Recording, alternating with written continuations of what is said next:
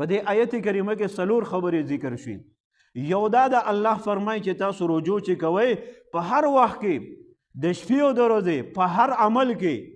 کو تاسو په خوشحالۍ کې نو الله ته رجوع کوئ منیبین الیه، او که تاسو په غم کې مصیبت او دک در کې او که صحت کې او که په بیماری کې کو په مالدارۍ او غریبۍ کې کو مشکلات والا ژوند کې او که اسانتیا والا ژوند کې خو ستاسو رجوع چاته وي الله رب العزت سره ستاسو تعلق سوي برابر وي منیبین الیه.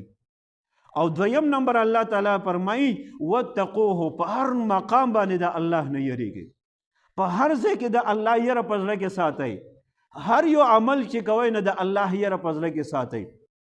کوئی چېرې ګناه کار کوئ نو د ګناه په کار کې هم د الله یره موجود وي، یره زه خو دا ګناه کومه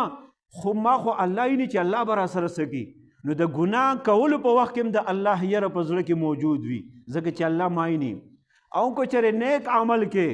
مونځ کې روژه نیسې زکات ورکې تلاوت کې هر یو نیک عمل چې کې نو په هغه نیک عمل کې هم ستا یره څه وي په زړه کې د الله یره موجود وي چې دا مونځ کومه د چا د یرې نه کومه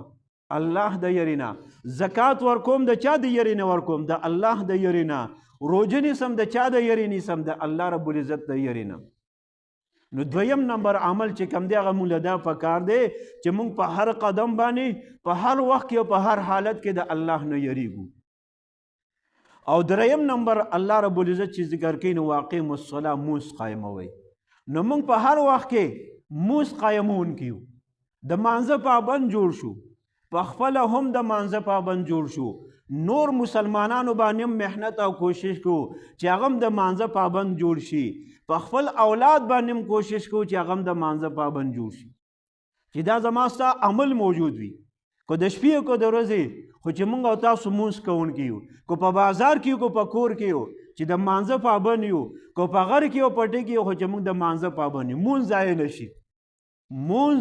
ضایع نشي ځکه الله تعالی فرمایي ویل للمصلین، هلاکت ته د مونځګزار هغه مسلمان مونځګزار چې هغه د خپل مانځه نه غافله دی، هغه دپاره لوی هلاکت دی. یعنی مطلب دا د علماو لیکلی دی چې د باندې د مانځه وخت راشي او دی د خپل مانځه نه چې کوم دی بې خبره وي غافله وي، ته مونځ ته ضایع شي، چېرته د کاروبار د وجې نه، چېرته چې کوم دی دکاندارۍ د وجې نه، چېرته د ملګرتیا او د ګپ شپ د وجې نه، چېرته د بازار د تګ راتګ د وجې نه مونځ ضایع شي، نو هغې مونځګزارو دپاره الله رب العزت فرمایي ویل هلاکت دی. هغه مونځګزار الذین هم عن صلاتهم ساهون چې هغه د خپل مانځه نه بې خبره دی،